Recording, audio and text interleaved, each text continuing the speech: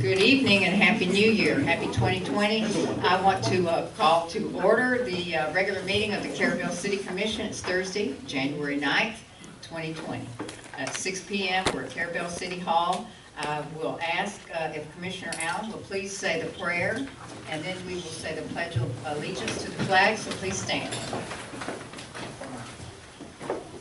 Our God and Father in heaven, we're so grateful that we have this day, that we can come together in this assembly and deal with those things that pertain to the wonderful city that you've given us. We ask you to be with us in our judgment, that we be wise and appropriate both in your sight, and that we might do that which would be best for our lovely community. We're thankful, Father, that we have another year for us, and we hope that it'll be prosperous as our last year to us, and accomplish much good for all the people here. We ask this in the name of your Son, Jesus. Amen. Amen. Amen. I pledge allegiance to the flag of the United States of America and to the republic for which it stands, one nation, under God, indivisible, with liberty and justice for all. Okay, I'll wait just a second here for everyone to get seated. And I will go ahead and say welcome again. I'm glad you're here tonight. We have quite a few visitors, and I want to remind everyone to please speak into the microphones when you come up to speak at the podium. And if you want to speak, just raise your hand and I'll recognize you to speak, but please don't call out or yell out from your seats. And be sure to turn off your phones or turn them down. We'll move right on into the consent agenda for approval of the December 5th, 2019 minutes and the attorney's invoices for November. Do we have a motion? Make a motion to approve. Okay, is there a second? Second. Motion by Commissioner Mathis, a second by Commissioner Millender. Is there any discussion? All in favor? Aye. Any opposed? Okay, then that motion carries. Okay, right away it's time for public comment. Do we have any public comment? And this is the time that you would speak about something that's not on our agenda item, our items that are listed on our agenda. So if you have anything to talk about that's not on our agenda, this is the time to come forward and speak. Okay, so then we'll move right into the commissioner's reports. Commissioner Allen? I have none. Okay, and Commissioner Mathis? I have nothing. Commissioner Walden? Nothing. And Commissioner Millender? Okay. All righty. I've got a report this time, and it's a little bit long. A lot has happened since we met 5 weeks, but we'll try to move through it quickly. I just want to let you all know that Carrabelle now has 2 24-hour live streaming videos on the city and CRA websites, and they're on the TDC and Visit Florida websites as well. And these stunning views that you see right here are from the Carrabelle Boat Club. And a lot of us don't have access to the Carrabelle Boat Club because it's a private club. And so you can see what it looks like from their second story there. And then up top, that one has been online for a couple of years from the Sea Quarters. And Mr. Rob Powis is our CRA board member, but he's also a volunteer for us, and he was instrumental in securing the cameras and in installing them and coordinating the website postings from both webcams. And I want to send my thanks and appreciation for his continued volunteer work to help promote the city of Carrabelle in this fashion. You can, from here or from the Carrabelle Boat Club, you can watch the weather if you're away, out of town. You can watch the fireworks that we have. If you can't get out, people from Wisconsin can access these sites online. It's on the Visit Florida websites and 2 places there. And then I also want to thank Caden Barber at the Carrabelle Boat Club and that board of directors there for accepting my offer to partner with Carrabelle and sponsor this live webcam. And I send my thanks to Sea Quarters as well for their continued partnership to sponsor the live webcam with their marina. So, yes. Okay. I see that the webcam at FSU comes up most every afternoon on WCTV's weather. It would be good if we contact WCTV and let them know that that's available. Yeah, we might get some exposure on TV. We can do that, we certainly can. And they'll need the path, and we can get the path from, I may have the path, I think I might have it in an email. If not, we can get it from Tanner. Thank you. Excuse me. The grant agreement between the Northwest Florida Water Management District and Carrabelle was signed in mid-December by myself, and we'll be talking about this a little bit under Russell's report as well. The water management executive director also signed it. And this agreement, awarded back in March of 2018, provides $2,698,322 in NERDA grant funding for Phase 2 of the Lighthouse Road area septic to sewer project with abatement of 110 septic tanks. Phase 1 of this project was fully funded by the Water Management District grant back in February of 2017 in the amount of $851,000 for abatement of 53 septic tanks.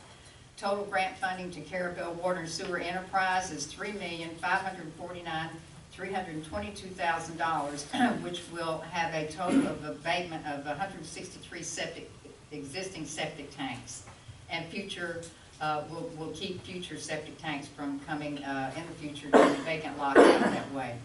The DEP SRF loan agreement to fund the planning and design of the water distribution in the Lighthouse Road project area where these septic tank abatements going to happen was signed last week by Courtney, Keisha, and Dan. And I prepared a one-page review of this agreement, of the highlights, and did the commissioners get that? Okay. Okay, for each commissioner's information. And if you have further questions, just speak to Courtney about that. And then on Tuesday, Courtney, Charlie, and I participated in a kickoff meeting with the Florida Rural Water Association, consultants from there, and the DEP SRF loan managers to begin development of a water and sewer asset management plan as required by the SRF loan agreement that I just mentioned.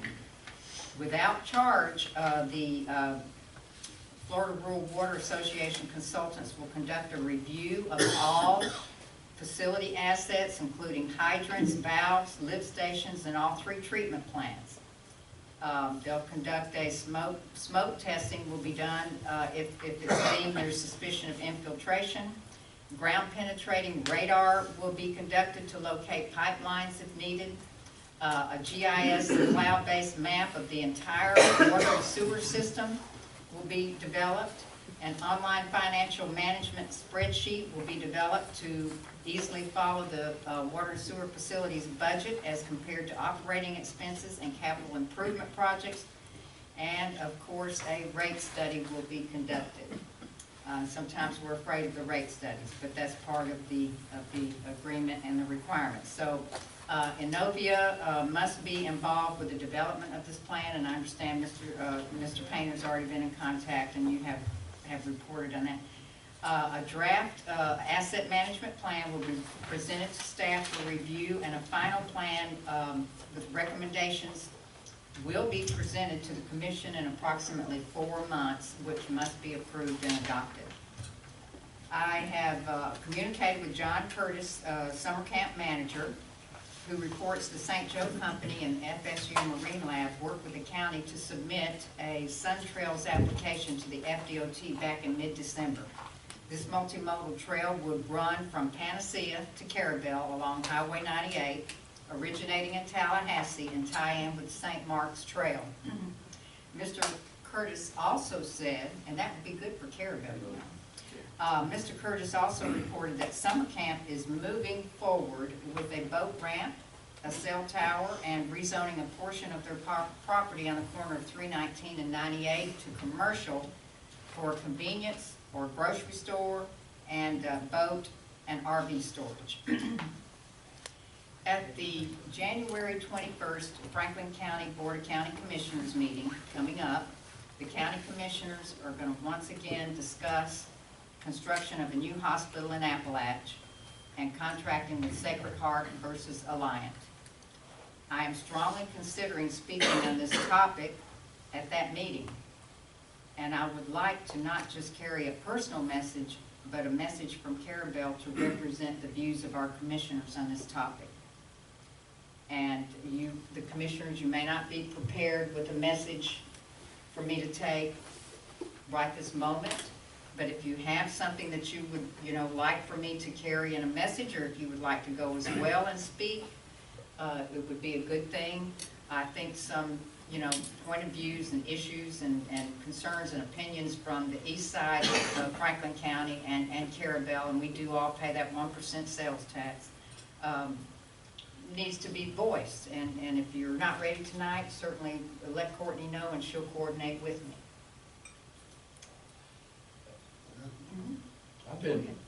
Mayor, I'd like to comment on that. Okay. And I don't think it's appropriate right now that I get into it as far as the knowledge I have of it, because I follow it very closely. And I'm hesitant to do this, but I'm going to try it. And the reason why is because of respect for the other commissioners and their maybe lack of knowledge at this point to make a decision. I've looked at both what they've been looking at with TMH, as many people have in our area, and with Sacred Heart, and the considerations of building a new hospital versus emergency centers, and the idea of an emergency center being built and located more central to our county, which would better accommodate all the residents of Franklin County in a timely manner versus it being extremely on the east end or extremely on the west end. I would like to support, and I would like for this commission to support, if it felt like it could, allowing you to represent the board when you make the presentation or when you speak on the subject at the 21st meeting, that Carrabelle is in a position to where we would like to support our medical facilities being better located in a location that's more central and conducive to all residents and not specific to any eastern end or western end. And that's definitely not coming from an east-west battle. I've lived here all my life, and that's definitely not coming from that respect. It's coming from a logical, realistic respect. And again, I would like to make a motion to allow you, as the mayor, to represent this board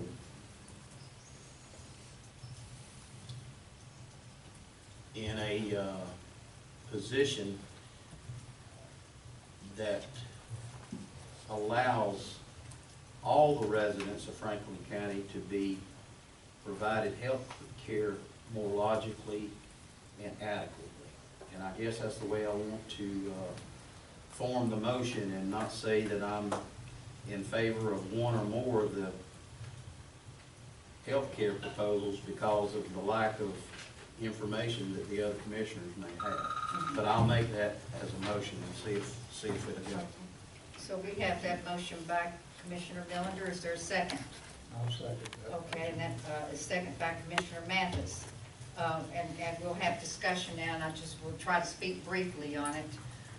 I agree with Commissioner Millender on the more centrally located to help serve all of our residents and visitors to Franklin County, because we have 14,000 full-time residents, but on the weekends sometimes we may have 40 or 50,000 people in Franklin County, and they're spread out all over. They're not just on the west side of Franklin County.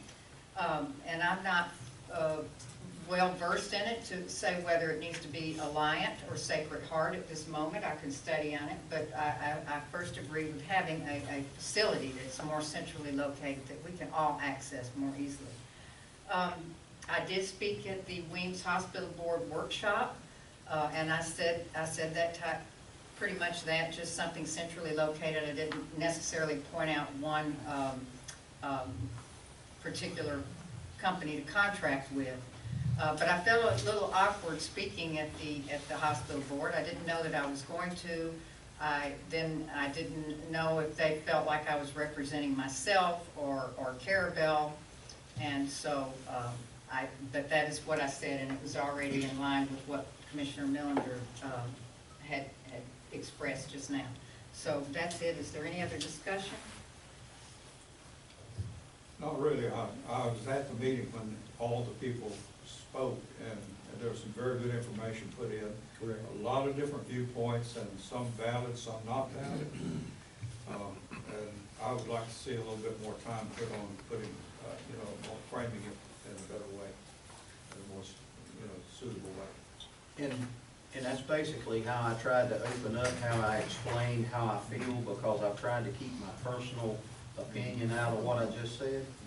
I've attended all the county commissioner meetings for many, many months, and for years actually. And I've tried to follow what's been happening in the last 3 or 4 months very closely, and I also attended the meeting that night that you guys were there. And I have a personal opinion, but I would, again, I'm trying to keep that out of what I'm trying to say right now and keep it strictly to the board, because I think it's important that we as a important part of Franklin County participate in what's happening right now with the transition of the health care in Franklin County, and I think we need to be represented and let our opinions be known.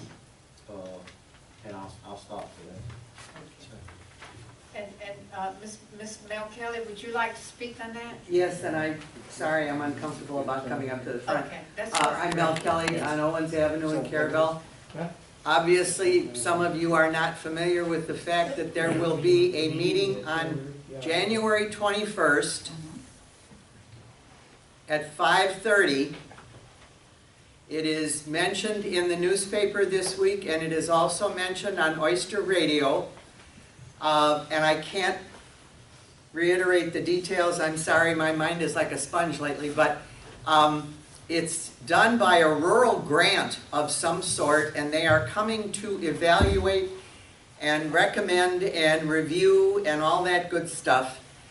And I encourage you to look in the paper or check on Oyster Radio for the story about that. The commission meeting, the county commission meeting, is January 21st. And my thought was they probably were supposed to rule on the Alliant versus Sacred Heart proposal at that time. My guess is because of this meeting now that night, they will postpone it again till the following commission meeting. I don't know that, but that's my guess. And this is something supposedly very special. There's only 5, I think, being done in the country or the world or the universe or whatever it is. I don't know. It's something very special anyway. And so I'm sure it'll be helpful. But unlike the mayor and Commissioner Millender, I encourage you to strongly consider the Sacred Heart proposal, because if you look at the side-by-side comparison to Alliant, it is far, far superior. Thank you. Appreciate your time. Thank you for your Amen. comments. And can I Yes. finish, Mayor? And I would like to, and I know Commissioner Allen participated in that meeting. I think it's really important, the healthcare issue is right now. And I would like to say, I know I've been participating in all the meetings, but if any of the commissioners are free and able to go, I think it's important that we in Carrabelle stay involved in what's going on, or get really involved right now and look at what Ms. Kelly just said about those 2 proposals and give an opinion, because I've definitely been sharing my opinion with our 2 commissioners over here on this end strongly. So, thank you. And I have shared my opinion with the commissioners on another topic that we've got going on with them, and I won't bring that up right now. Yeah. Okay, so we have this motion by Commissioner Millender, second by Commissioner Mathis. Is there any further discussion? All in favor? Aye. Any opposed? And that motion carries. Thank you. Thank you all. And then I just want to continue here. I am going to go ahead and request a February 6th meeting agenda item regarding a DEO-sponsored Competitive Florida Partnership Grant opportunity in the amount of $40,000. There's no cash match, no in-kind match, and this is for Florida cities that are looking to revive their community and economic development efforts through an asset-based approach by identifying social, nonprofit organizations, cultural organizations, historic, recreational, and other assets in the community that will impact the economic development strategy. Deliverables include community outreach meetings, asset mapping, and creation of an economic development strategy. The ARPC has partnered with the DEO as the grant writer and manager for this grant offer, and they have already done in this Appalachia region 19, I believe 19, or either the DEO has granted 19 over the state of Florida, competitive Florida grants, and they completed one last year in Sop Choppy, and they're working on one right now for Panacea. So I'm going to go ahead and reach out to Ms. Caroline Smith, the Economic Development Planner with the ARPC, and ask her to bring us a presentation on February 6th so we can decide whether or not we'd like to move forward with an application for this grant opportunity. And then I also want to request that all of our city meeting minutes for the entire year of 2019 be posted on the city's website, and that postings of the meeting minutes be kept up to date on an ongoing basis. I want to ask that please do not let the posting of the minutes get a year behind like they are right now. Carrabelle citizens and interested public have a right to know, and they have a right to be informed, and we want the public to have an opportunity to review our minutes easily and in a timely fashion. And this will allow the public to understand that important controversial topics don't just pop up at one meeting and bit bam boom, we vote on it. This commission knows very well, and the staff, that many of our topic discussions go on for months and sometimes years, and before we make a decision. So we want the citizens that can attend all of our meetings to have access to that and to understand what's going on. And please also post the 2019 water quality reports on the Carrabelle Lanark, for Carrabelle and Lanark, for those on the city's website as well. And I noticed it when I was looking on the websites to bring up these views here, which Ms. Courtney can turn off at will, or let it run till my battery runs down, whatever. But thank you all very much, and thank you, commissioners, for discussing the Weems Hospital issue.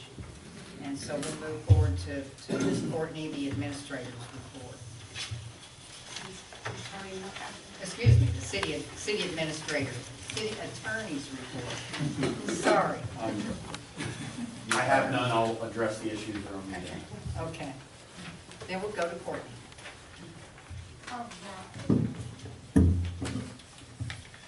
We are still working on the security measures for the street and roads laydown yard. We've got the containers in, as I reported last month, but we're still waiting on Duke Energy to get out and install the power poles. Containers seem to be working very well. Yes, they are. We've ordered the asbestos survey for the old City Hall building. It was ordered in December, but through the holidays, it got behind, so they assured me they'll have that done by the end of this month. And we'll submit that to McDowell Housing, and they'll move forward. There is a county incentive grant program, which Franklin County is eligible to submit one application by March 20th. They've requested from all the entities in the county that they pick a project and give it to them for their consideration. And I'd like to recommend the Ryan Drive repair. I'll make a motion to approve Ryan Drive repair. Okay, so we have a motion by Commissioner Millender for Courtney to recommend to the county planner Ryan Drive project. That culvert that we're talking about. Yes. That we've been told so far may cost us $50,000 plus to repair. Mm-hmm. I'll second. Okay, we have that second by Commissioner Allen. Is there any discussion on that? I was just gonna add in there Okay. that the project must either be on a state highway or relieve congestion off of a state highway, and I believe that does so because of using it for the truck route and the traffic that comes to and from the prison down that way. Courtney, if I could just recommend, because this has been an issue on county, city, state roads, and if we apply for any assistance on They're that, not, they are. they are, got it, never mind. Sorry. It's a We're going to ask the We're county to gonna- fix the county road. Yes. If I might, Mayor, that I've In the city. been discussing it with the commissioner, and I've mentioned it here at the meeting a time or two, that one of the county commissioners, we've been trying to, and he's been trying to give some help anyway through the county on that, since this culvert went out the first time, and they've been doing repair on it. So it falls right in line to let the county follow up with that program and see if we can get this done. Well, it is it's an FDOT grant that's offered to the county, but part of the caveat or requirements of the grant application, they have to prove that they have asked the municipalities Correct. for recommendation. So we're recommending that they repair that project that belongs to them. So is there any further discussion? All in favor? Aye. Any opposed? Okay, and then that motion carries. Okay, Ms. Courtney. FWC's Derelict Vessel Grant Program has been revised, and some of the requirements that were in place previously have been taken out. I know we looked at this program a while back, and some of the vessels we didn't qualify for because they were tied to private docks and this and that, but all that stuff's been removed, and I've had several people come to me and ask for the city to apply for this program to have vessels removed from the Sunset Isle dock there. We still got Mr. Bose that has the vessels there at his dock at the Old Tom Crumb. So I know the mayor's done a lot of research on this, Yeah. probably knows more than I do. It's, they have, their guidelines are on posted online, they have a document. So I've looked through it briefly. You all may remember Mr. John Harris. He came here back, I believe, in October with a presentation to us during public comment. He's really been pushing me to get on board with this. And I actually asked him, does he think he has the expertise and will qualify to be the volunteer to manage the project? It would be a huge project. We have 5 derelict vessels in the river. And you know, that would be a huge project for city staff to undertake. But the part of the guidelines, salaries of any government agency personnel that are involved with removal of projects are not eligible. As far as I can see, hiring a consultant is not eligible for funding. But they're gonna need things done like who's going to prepare the application in the first place and submit that. There's going to be permitting that's required, environmental reviews that are required. All the vessels, this is wording right out of it, all the vessels for which grant funding is sought must have been the subject of an investigation completed by a law enforcement officer who has also made all notifications as required by section, it says the Florida statute section. This applicant must have received a letter of removal authorization from law enforcement and indicating that all constitutional due process requirements were met. Who's going to research all of those 5 vessels to make sure that has happened? Then who's going to conduct the letters for authorization of removal? I know we had one boat removed. Mr. Powis orchestrated that, a small bayliner, and we had to have a letter of authorization, and Mr. Hartman volunteered his services and developed the letter of authorization. But we've got 5 major vessels, and the money, they're not going to grant money up front. You're going to, for any upfront pre-study or research that you have to do to complete the application. So, you know, it just seems very, it's an opportunity, but it's complicated. And the city would have to have all of the funding up front. The county did get a bid for the sailboat that's under the Tilly Miller Bridge back in 2016. It was $25,000 to remove. The Anthony Diane, the bid was $42,000. Miss Carrabelle was $37,000, and then we've got 2 more sunken vessels since then. So we could be looking at 150 to have to upfront, plus all of the work that needs to be done. What do you think, Mr. Hartman? I just see he's, what? I mean, you've laid it out as far as legally. You saw, look on my face was simply the money side of it. Well, it's reimbursable, but you gotta have it up front, and you Yeah. can't get Yeah, it I mean, in that- pieces and reimbursed. We've gone through that before. I mean, maybe we take it slow, because that's a lot of money to lay out, and then have them fly spec it, that we followed all the proper steps and procedures, and this and that, and I know we've been around and around with the boat owners on it. I mean, that's a wrinkle that just gets injected into it, and they realize that that boat's gonna be hauled out and disposed of. So, but legally, I mean, it's straightforward, just as you described it.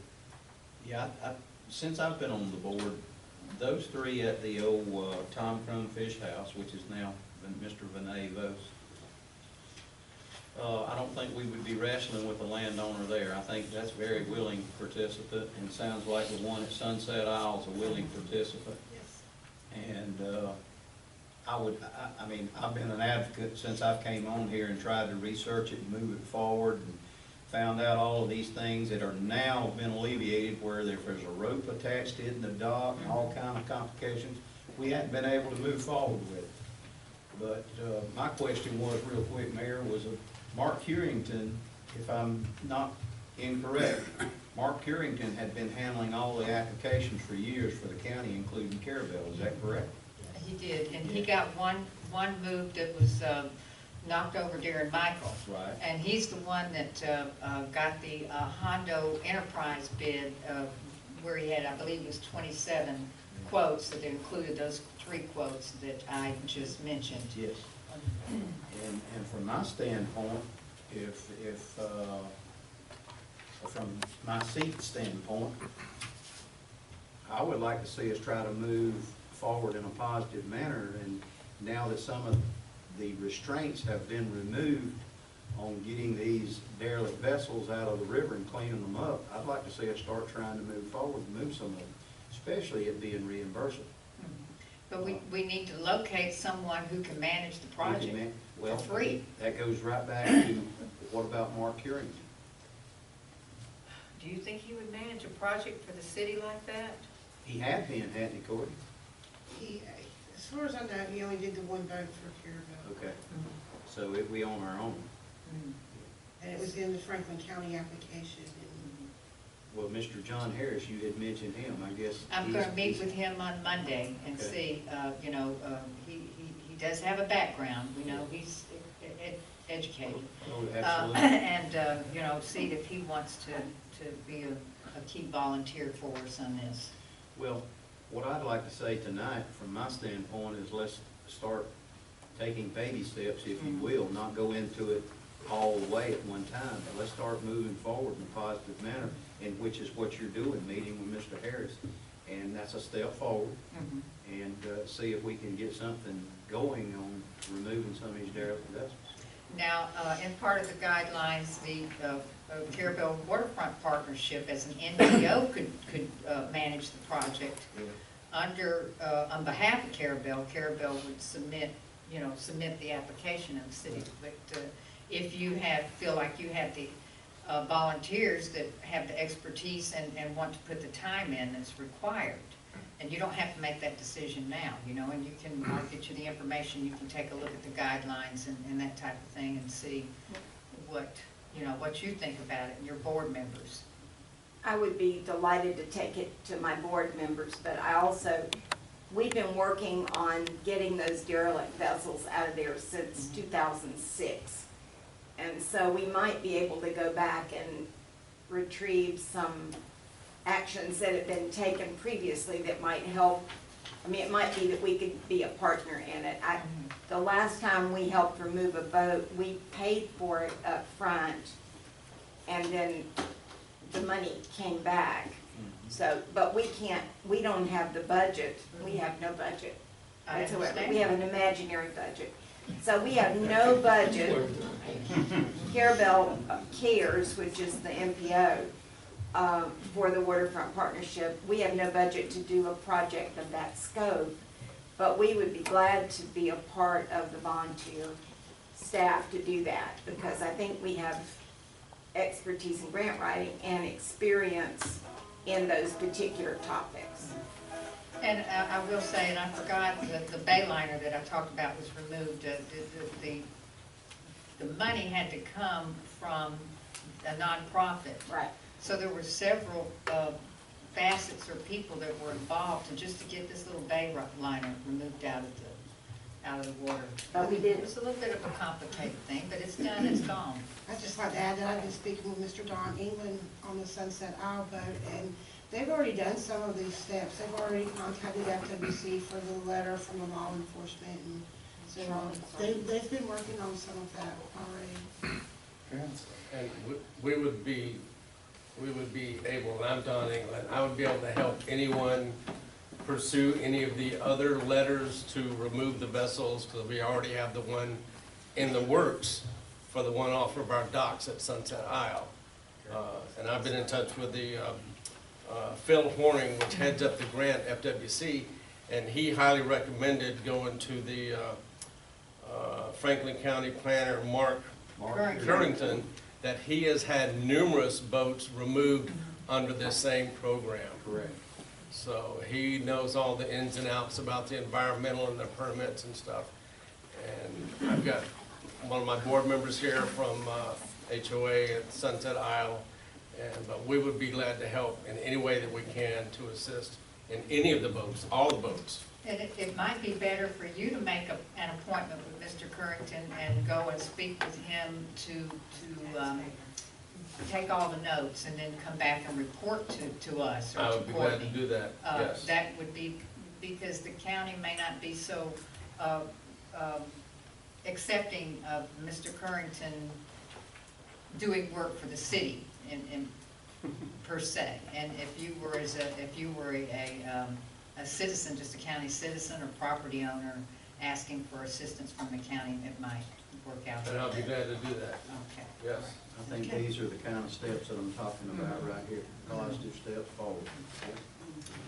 All right. Thank you. And there's no application period for this thing, you know. Sometimes, most grants, you know, you can only apply within this month or something, the 60 days.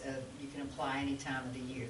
Right, Phil said that it was quite a bit of funds here in 2020, and it's on a first come, first served basis. Okay. So that's why I went ahead and and we have a FWC officer, Morgan McLeod, locally here, and her main thing is derelict vessel removal.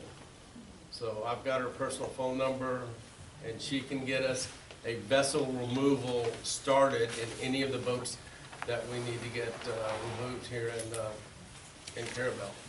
Okay, all right, very good. Thank you. Great idea.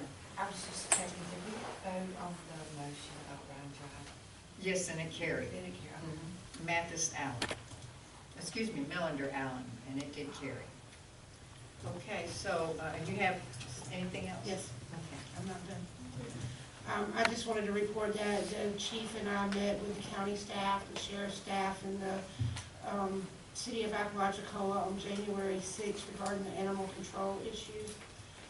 I can give a more detailed report if y'all wanted to, if y'all have any questions, you can come in and ask me how that went. But they're moving forward with continuing the same services they've been giving us.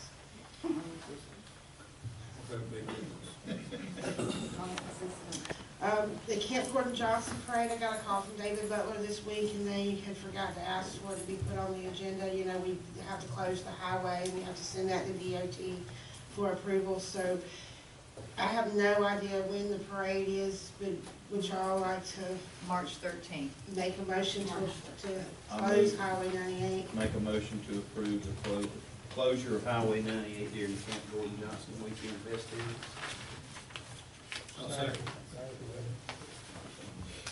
Okay, so we have that motion by Commissioner Millender, second by Commissioner Allen. Is there any discussion? It's on the 14th. Oh, on the 14th, sorry. I'm giving the motion 14th. She starts early. The Legion dinner is on the 13th, That's sorry. correct. That's on my agenda at another meeting, so, And the dice run is on the 15th. okay, thank you. 14th. Yes. So that's Commissioner Millender and second by Commissioner Allen. Is there any discussion? All in favor? Any opposed? And that one carries as well. Chief Huntings would like to ask that we move Officer Wayne Nash from a part-time position to a full-time position. Okay. Wayne Nash, is the chief here? I saw Yes, him. he is. Okay. Do y'all have any questions regarding this? Moving Mr. Officer Nash to a full-time position? Do we have to advertise? No, he's No. already employed It's already with with us. Okay.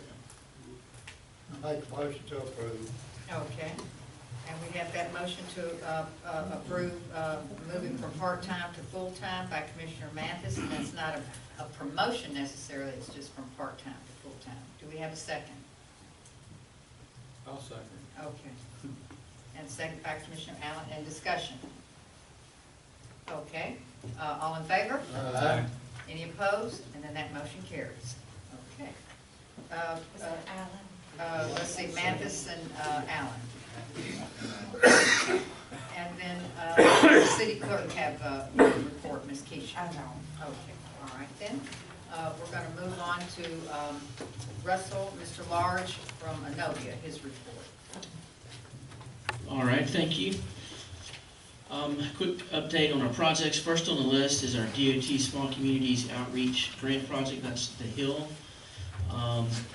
Just a reminder that that project is Southeast 5th Street from Southeast Avenue F to US 98 and Avenue D south from Southeast 3rd to 9th Street Southeast.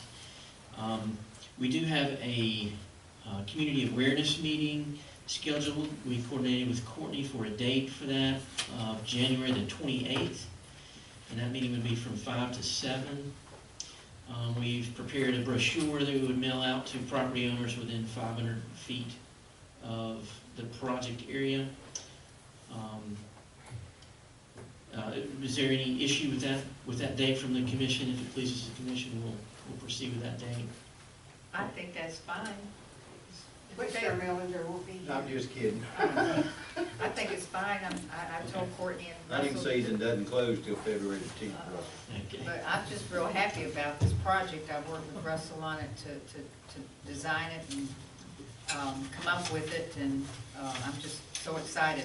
We need some road improvements over there. Yeah, Absolutely. right. It's It's much needed in that area. I have been working on it since I was elected commissioner in 2011, so I'm just so glad about it. Mhm. Okay, well, it's moving forward. So far, this project is on schedule. I think you've covered the Lighthouse Estates, water and sewer projects. I will say that on the Phase 2 sewer, the DEP and the Water Management District did agree for the design survey to begin prior to the execution of the agreement, so we did begin that, and that's still underway. So the only agreement remaining to be executed is for the water system. On St. Joe Summer Camp Water and Sewer System Feasibility Study, we did communicate with John Curtis, and he let us know some developments that were coming online. We're proceeding with that feasibility study, and I would expect we will have a draft next month. The drainage improvements on Avenue A and Southeast 5th Street, we received the survey on that and developing design plans for those drainage improvements. We did evaluate the drainage at 207 Northwest 10th Street. That's between US 98 and Avenue B. I met with the property owner, walked the property, and we have an understanding of the issues there, and I've gone over that with Courtney. We'll continue to coordinate with City on that project. You also mentioned the master water and sewer system maps, and we're nearing the completion of those. and we'll coordinate with Charlie as it relates to the Rural Water Association work that they're doing. Do you all have questions or comments for Mr. Russell? Okay. I just wanted to comment real quick back on the roadway improvement there at Southeast 5th and Avenue D. That's an FDOT Small Community Outreach Project. It's a $969,000 roadway improvement grant from the FDOT. There's no cash match, no in-kind match. The application was submitted on March 29, 2018. It was awarded on May 8th, 2018, and the agreement was executed on July 11th, 2019. So, and it'll be finished by this fall. All right. Thank you very much. Thank you. All right. All right, advisory board report, so Waterfront Partnership.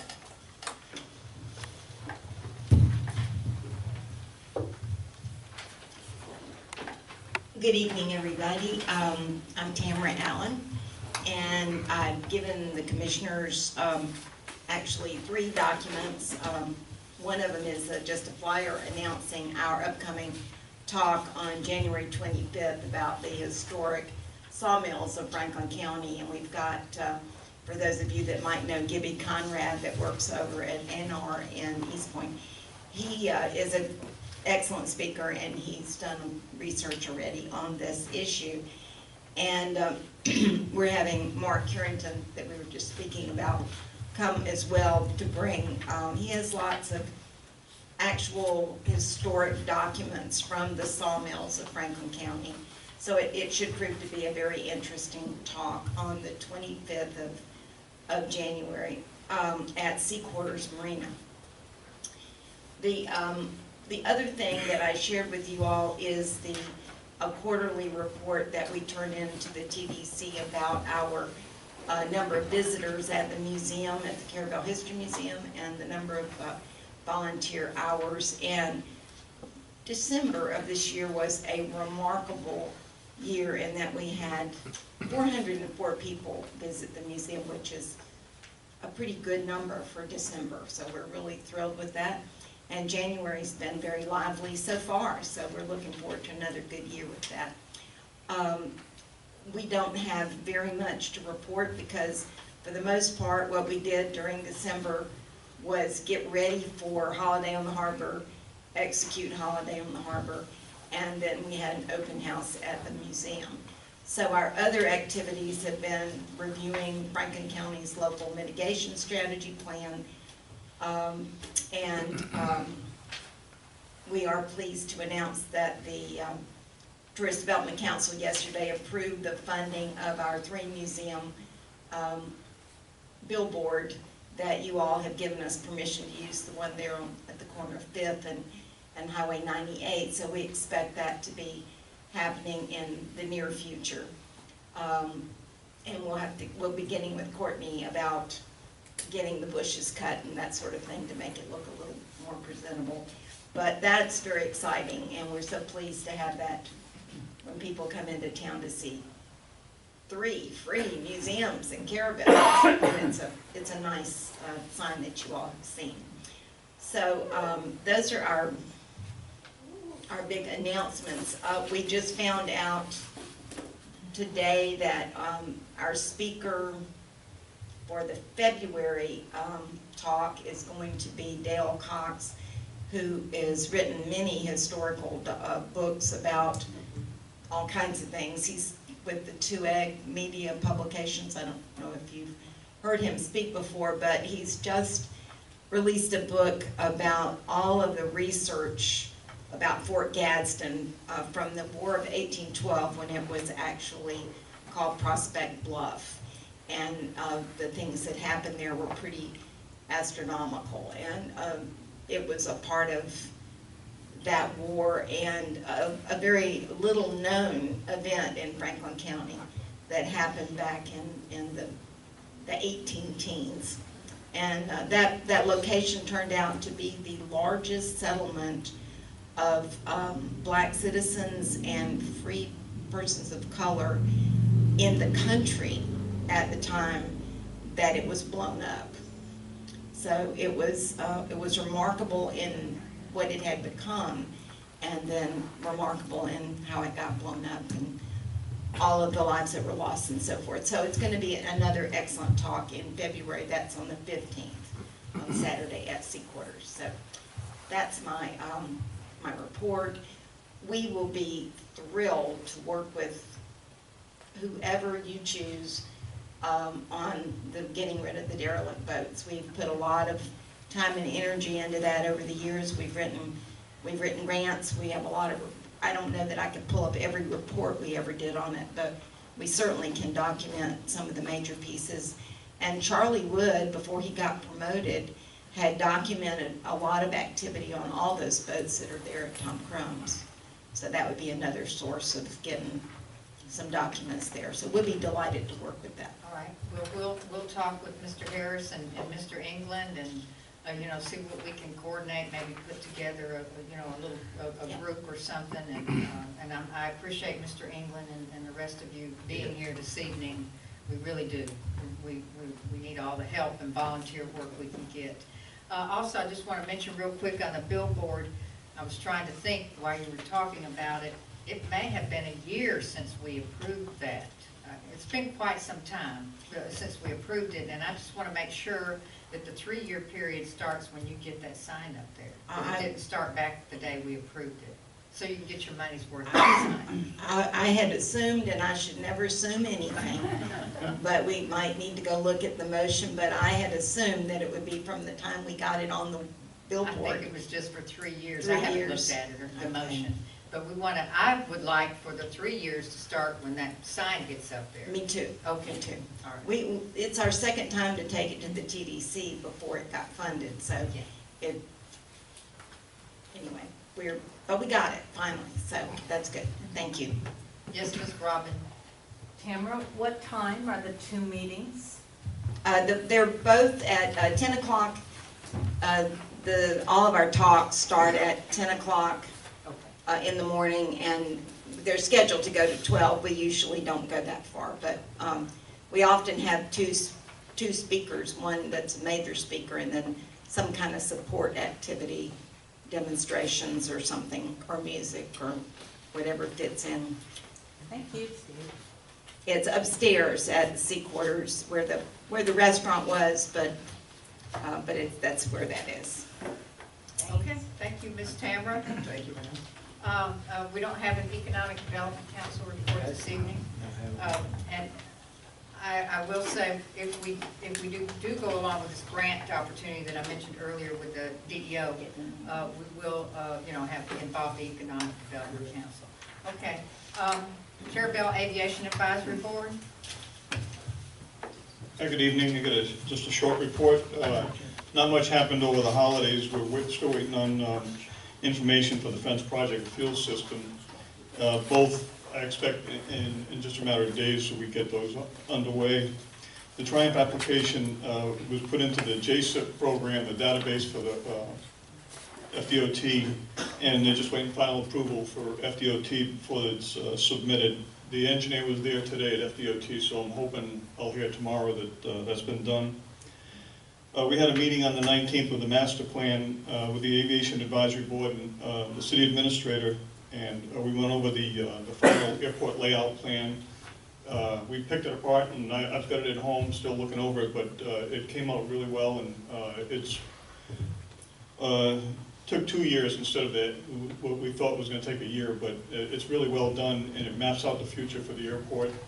All the funding that we get from FDOT has to go through that airport layout plan, so we can expect to see things starting to happen now in the year 21.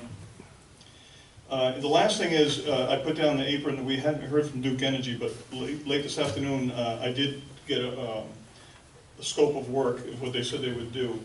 I've looked at it. I sent a copy to Courtney. I know she hasn't probably got a chance to see it yet. And to the engineers, I'm going to talk to them. I got a couple questions over it, but it looks very promising. I think everybody's going to be very satisfied with it. And so have you sent this on to the engineers? I sent it to the engineers. I haven't talked to them directly. Again, they were at FDOT this today. But I do have some questions over it, and we might have to go back and forth a little bit on a couple of the details. It's it's covering the total ramp area, but they're not addressing the taxiway and, Okay. yeah, we just Now, want. now, they had talked about at one time that they wanted to be finished with this project, Duke did, by the end of 2019. And so now we're in the beginning of 2020, and I would like to see the project move along, you know, as fast as it can, so we don't delay it into the warm weather when we have more airport traffic in and out over there, because that will shut down some areas. Yeah, he for a had while. sent me this and it somehow got into my junk mail today. Oh. So it took me a while to find it, but he called me because he hadn't heard back from me today, so they're very anxious to get it going. Well, Duke Energy's gonna have an agreement, I'm sure, that will need to be signed. I'm sure they will, and I think I would like to ask for a motion to allow Courtney to accept the Duke Energy proposal contingent on, based on what Kimberly Horn and the advisory board, will you bring this up to the advisory Yes. board? Okay, on the 20th, I believe. Contingent on what Kimberly Horn, Zach's, the engineer, and the advisory board, what they recommend.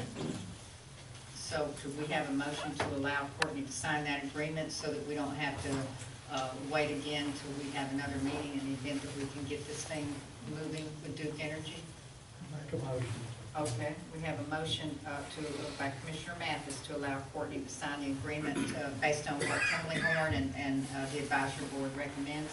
Is there a second? Okay. We have a second by Commissioner Allen. Is there any further discussion? All in favor? Aye. Any opposed? Okay, and then that motion carries. Great, thanks, that will really expedite things. Thank you. Is there, okay, so y'all don't have questions for Mr. Sullivan. Thank you, Mr. Sullivan. All right then, now it's time to move to new business. Do we want to take a break, or do we want to move to new business? Mr. Tom doesn't have anything, right? No. Thank you for being here, Mr. Magnan. Nice to see you. Very much. Do we want to take a break, or do we want to move to new business? Let's discuss this one. All right, we're going to discuss this one and then see how we feel. New business. Item 1, discussion and possible action to do research on establishing mandatory garbage service within the Carrabelle city limits.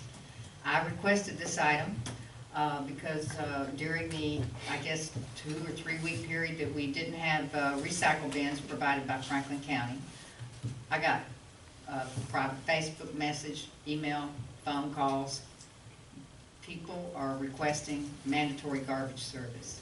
One of the main reasons our recycling bin is shut down is because it's constantly being contaminated with household garbage. Once it gets, those recycling items are contaminated with household garbage, they can't recycle.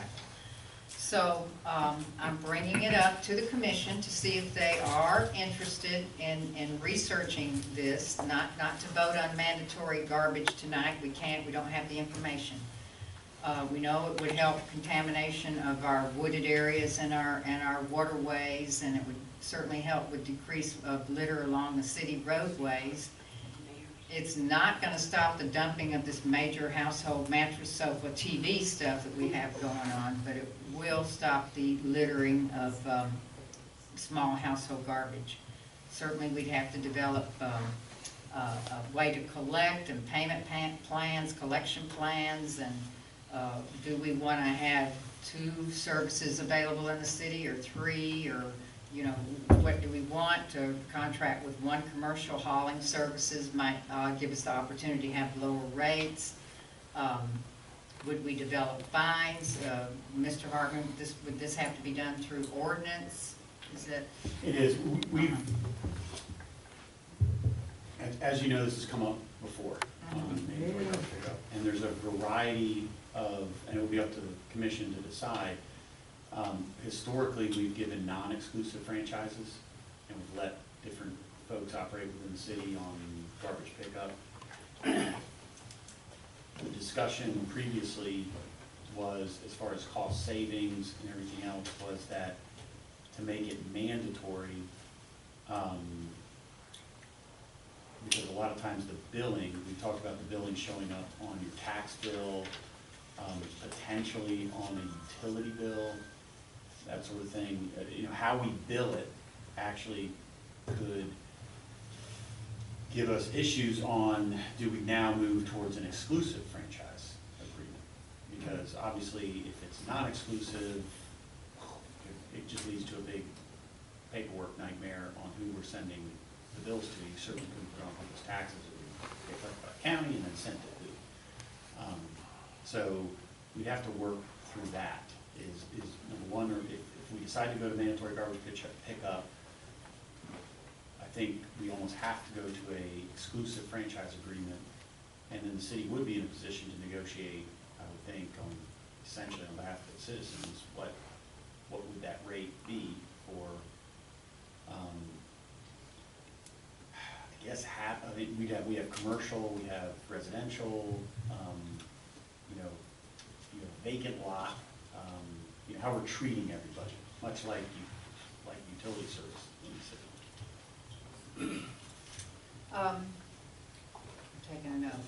And it goes on all over the state. Well, so we can look at Apalachicola, I understand Apalachicola has mandatory service, and they bill through their water and sewer collections, is the way I understand it. I've never asked about it, but, if this progresses, I will certainly reach out to some staff or Courtney Can at Apalachicola to learn how they bill and how they put it on their water and sewer. And if the county's not, doesn't have garbage service, and we want them to do some collecting for us, they're certainly going to want to charge us a fee or something. So we would prefer to do it on our own if we could, I think. But anyway, I don't know if we're that far in the discussions. And also, it was suggested to me that if we did have mandatory garbage, that we could even add on an extra little service charge amount that would help to pay for all this tremendous dump sites that we have to pick up and clean up, because the county's charging us tipping fees now for that. And Franklin County has the highest tipping fees in the state of Florida. So it's not cheap. And later on, I'm going to give you a quote that I got today for a huge dump site that we have here in Carrabelle to take it to the dump site. So, do y'all have comments on this? Would you like to have Waste Pro, Waste One come and give us a presentation and see what they can offer, what they might charge if they had the whole city, or? How are we gonna enforce this if just Carrabelle and it's not countywide? That's my concern. I think it should be a countywide deal anyway, but if we have it here in the city, you're gonna have people that live outside the city limits coming in, dumping it in our containers, which they do already, but just something we need to think about. I'm thinking. We could certainly ask Apalachicola, how do they manage it? Yeah, how they keep the people that live outside the city using people that's paying containers, which is gonna happen. If it's not countywide, yeah, we definitely got a problem. I'm having William and Dusty go around and pick up, like I say, TVs, mattresses, just dumped on sides of the streets. These people's probably seen it. We try to keep it picked up. And even, it's just something we have to do. Once they dump it, it's ours. We don't catch them in the process. I can show you some right now I've seen today. You should see, I don't know if they've cleaned it up yet, First Street off of Avenue K, Northeast I've seen it. They haven't cleaned it Oh, up. my. So we're gonna have to send our city crews over to pick that up. So but it's costing the taxpayers money one way or the other. Whether or not our crews pick it up and we pay tipping fees, or whether or not they pay for it. It's worth discussing, and like I said, we can take one step at a time. That's right. And see what our citizens think about it. And certainly the public there would have to be time to notify the public and time to. How you gonna get it paid for? How you Right. gonna collect it? Because the guys that get the contract, they gonna want their money. So how we gonna make these people pay for it? That's gonna be a lot of discussion, but Yeah. it's something we need to address. Ms. Mayor? Yes, sorry. One of the problems we have here is that those of us who pay for garbage, if you put it on some kind of generic billing, like, whatever, then we would be paying double, or else it would have to be one for all. for one. How would we pay double? Well, we're paying for them to pick up our garbage. Now, if we put a building to put it in the water or the sewer or any other public way, then that's gonna show up on my tax bill or whatever, and we'd be paying double for it. And the people that don't have it. No, you would only pay on your tax bill, I mean, on your water bill. However, you would not still pay your private service. You would just pay one fee. And actually, we would expect the fee to go down if the services spread out among more people. You know, you would negotiate a lower fee for the service. So you're saying that it would cost me my regular fee to do it plus what comes out of my water? No. No. That's not the obvious. You dropped the first one. Tamara understands, she'll explain It's it. the other way. The other way around. If you want. It would get lower. Okay, so they charge a fee that includes an administrative fee? Yes. Okay, so Mr. Frank is aware of a little bit of how they operate in Apalachicola, which we would find out. So the company collects and pays the city back? No, the city bills it on their regular bill, and then they get a certain amount of it back to the city for doing the paperwork and whatever. And the billing, Right. like a 5% or something. Essentially, Frank, I mean, sorry. Go ahead, sir. The franchise fee, when you're giving out an exclusive franchise, it actually is worth something. And that's within the city's power to say, hey, we're gonna go with Duke Energy as our energy provider. We'll go with this person as our solid waste provider. They always want it's usually a long term, but we get back, we get. Would the they be city. paying a utility tax as well? Sorry, what do you mean? Like you pay on gas or cable or anything else? Do they pay No. that now? No, I mean, on the water, it would literally, if we do it on the bills we're sending out, assuming that, we're kind of lining up people with water or sewer bill, are people that have habitable structures that need garbage service, it's just gonna go out on their bills every month and come back. And it won't be in addition to something, I mean, all of a sudden, everybody has an incentive not to burn or throw stuff out of the street, you're paying for it, you might as well use it. Okay, Mr. Hummel? Yes, while you're doing your research, could that include to see if we could have recycling items picked up at the same time as the garbage? That would be included with what the garbage service offers. Great. And we would ask them that. Yeah, they say it's a single stream, I mean, in the county, I you throw all your understand, the stuff only together. thing they've run into is the people that's on septic tanks and wells. Then, You have a difficult that- time that- filling there- that. That's where you run into what problems you would have. And it's no Then I know we have Bayou Estates and the little area over here on 12th Street and Bayou Drive, what is that, Bayou Drive out here? Baywood and Bayou Harbor, and then the area here. Is there any other areas that don't have? Avenue K, Avenue K. I think there's hundreds of questions yet to be answered. Oh, yes, it's one step at a time. Okay, all right, do you all want to further research it? Yes. Have, Yeah, that's what I was gonna say, that since the agenda item says the possible action to research, so I make a motion we do the research.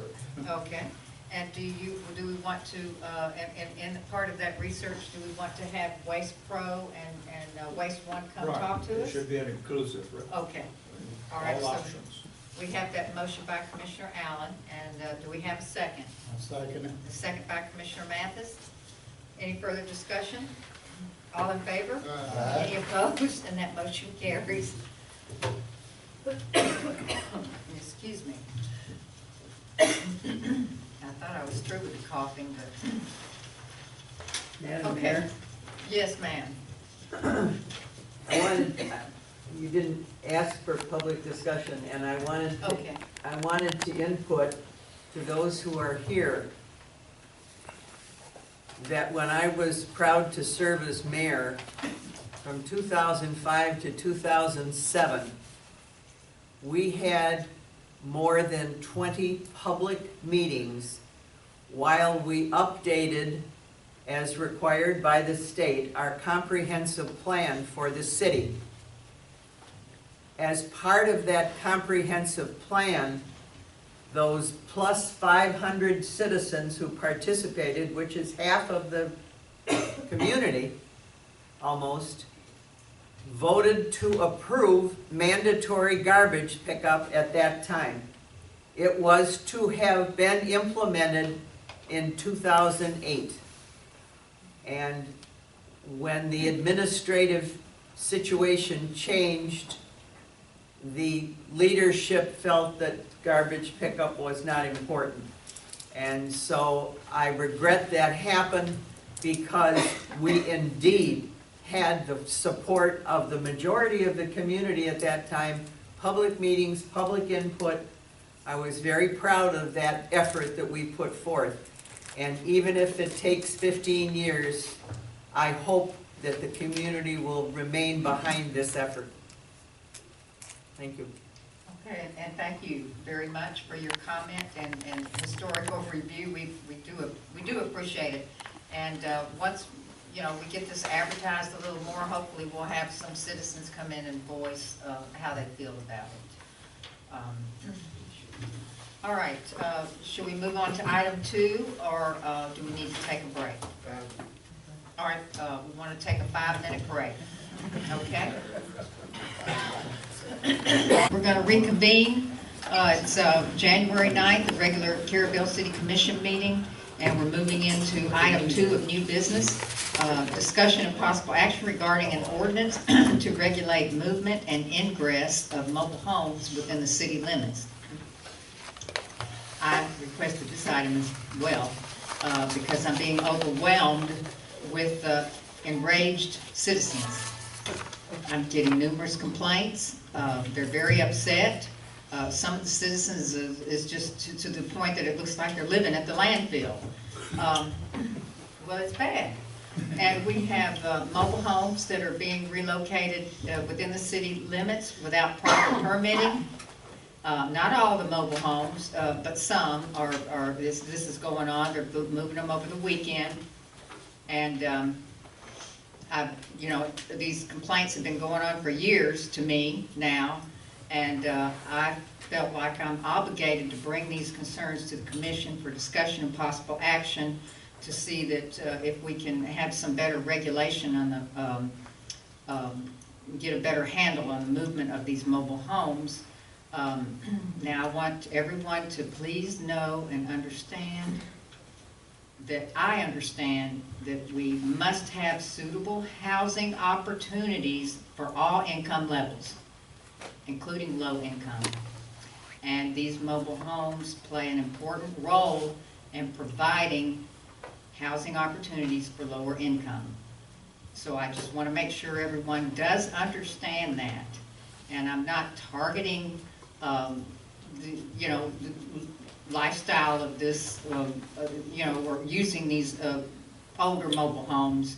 I am targeting the fact that they are being moved and relocated throughout the city without getting proper permitting in the first place. And so I'll just go ahead and move forward unless the commissioners have anything to say right at this moment. Well, if they brought them in illegally, can't we get them out legally? Well, if they say they move a mobile home from one location to another without a permit, Mr. Hartman, do you think we can make them move it back to where it came from? What? How do you do that?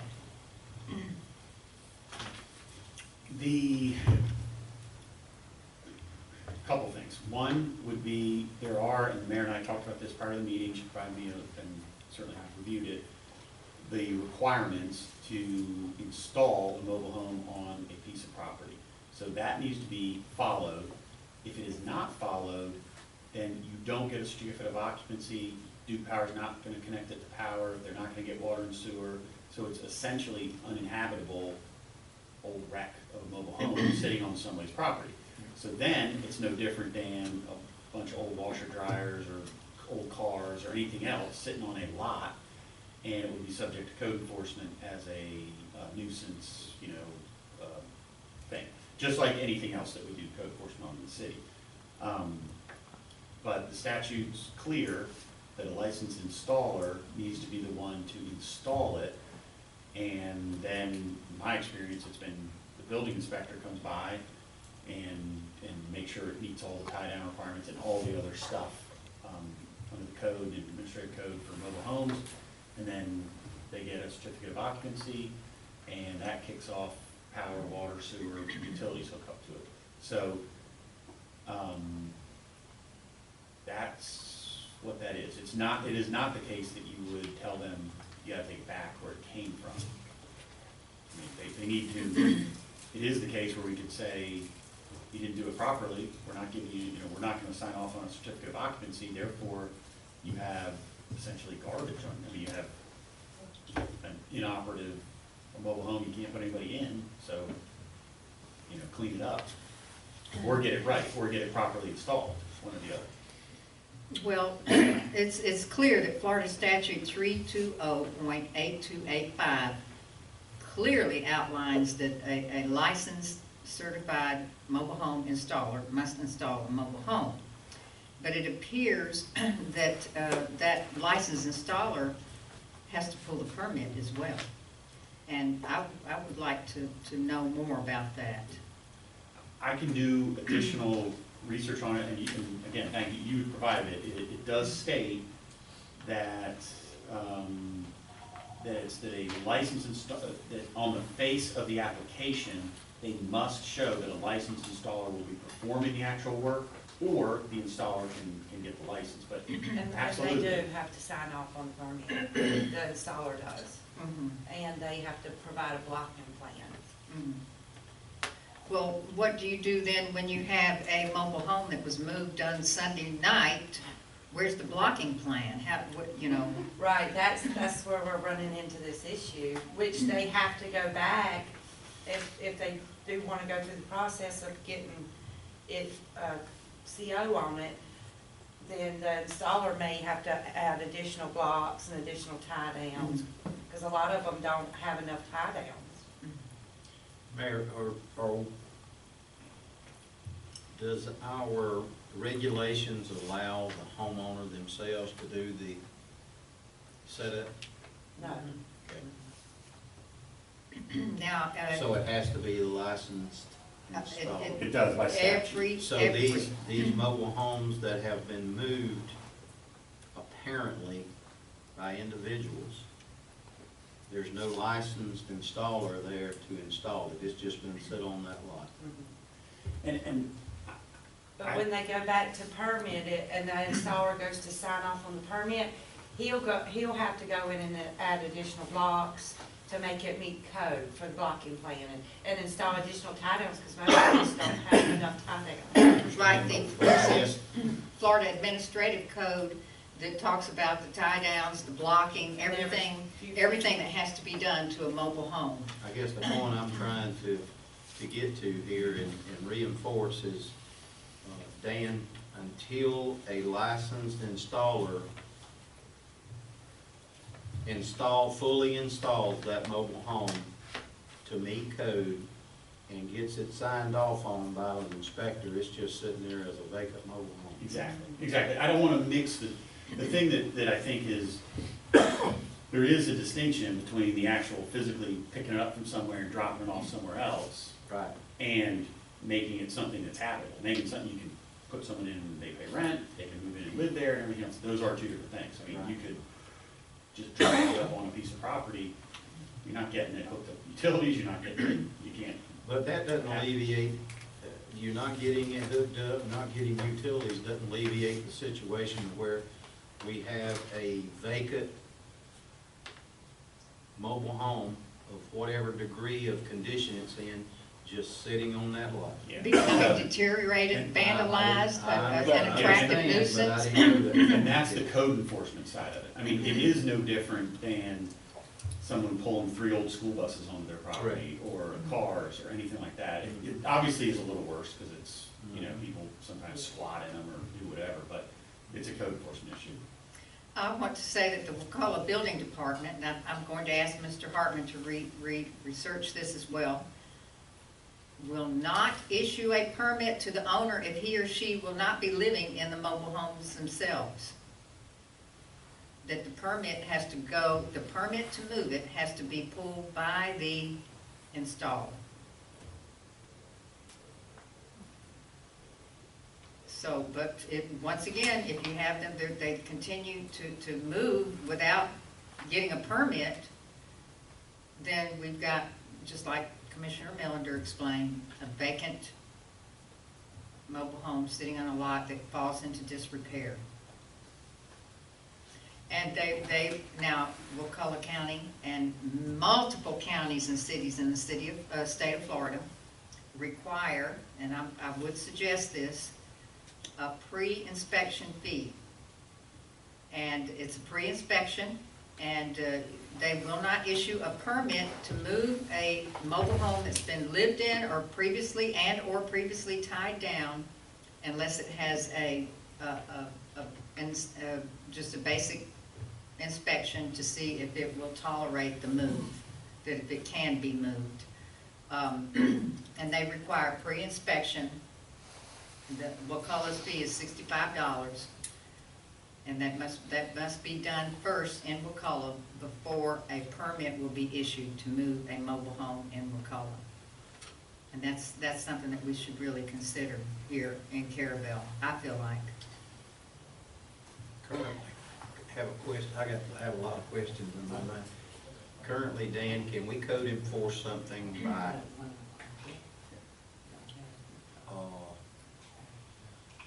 by appearance looking like it's non-habitable?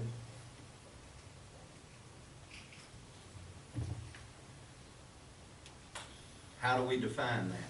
Yeah. And where I'm going with that, can we code enforce those mobile homes that are on vacant lots that haven't been permitted, hadn't been installed by a licensed installer, that's just sitting there?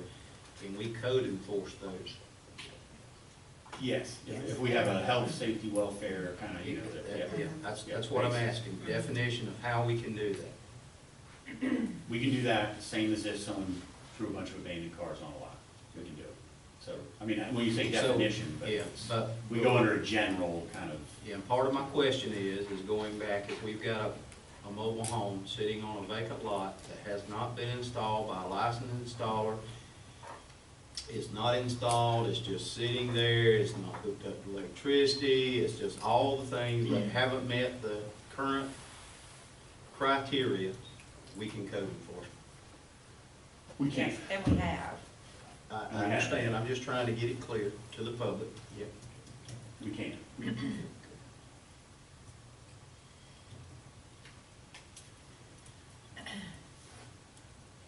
Well, I don't know, everything is complaint driven regarding code enforcing. And it makes it very awkward for the people living in the neighborhood or passing through the neighborhood to code enforce. Yeah. And I am constantly be called on item after item that needs to be code enforced. And I'm just ready to bring it all to the commission. We don't have a code enforcer. We don't patrol for code enforcing. The staff doesn't unless it just really, really gets out of control. And as these people continue to bring their complaints to me, I'm going to bring it to the commission, just as I did for the next item on this agenda, so that the board members can decide whether or not it's going to be code enforced, instead of just, waiting and waiting till the neighbors just get out of their mind. Yes, sir. This is just a variation on what Commissioner Millender was saying, but there's some mobile homes that I've been walking past for over 3 years. They've never been occupied. They're grown over, they're just sitting there. Some of them, the doors are open on them, some of them have broken windows. And so they haven't come in recently. It seems that from what I'm understanding, if it's basically just junk sitting there, then there could be a code enforcement to get those pulled out. It could be. The code enforcement is complaint driven. And I do get a lot of complaints, and I'm just going to go ahead and bring them to the board. And also, it makes it easier when the homeowner works with the city, as opposed to us having to go in and then the taxpayers are paying to have it removed. The homeowner, I'm not, who's the homeowner? Or property owner. Oh. Property owner. But I will say, we need to, we know that some code enforcement needs to be done. We know that a licensed installer must install, tie down, block up the mobile home. But we need to, I feel like, get a better handle on regulating the movement of mobile homes within the city limits. We have a location on the corner of Northeast First Street and Avenue J, Northeast Avenue J. It has a huge dump site, TVs, refrigerators, mattresses, household garbage. Our staff was out there today with the truck, the knuckle truck, to clean up that pile because the neighbors are just sick and tired of looking at that. And it's causing rodents. It's full of household garbage. The crews called me from the site. They estimate that it would be $1,200 to $1,500 of tipping fees to manage that one dump where a mobile home was being moved and everything was taken out of the mobile home, all the household items, and dumped right there. Part of it's on the right of way, part of it's on the lot. But the homeowners and the people that live in that neighborhood are sick and tired of looking at it. And I'm telling you, I would be too. If we had a pre-inspection required, the city could get an idea of who is moving mobile homes in the first place.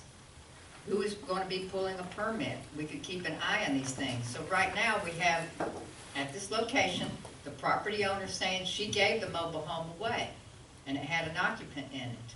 And the occupant tried to move the mobile home on their own self, by themselves. They tried to hire somebody local to move the mobile home.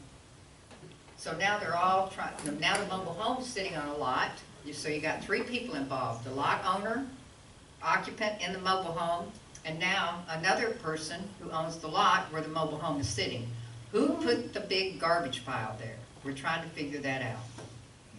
Does it come upon the city to have to clean that up? And the other taxpayers in the city paying for that? In this area, there's all of these properties are worth less than $25,000.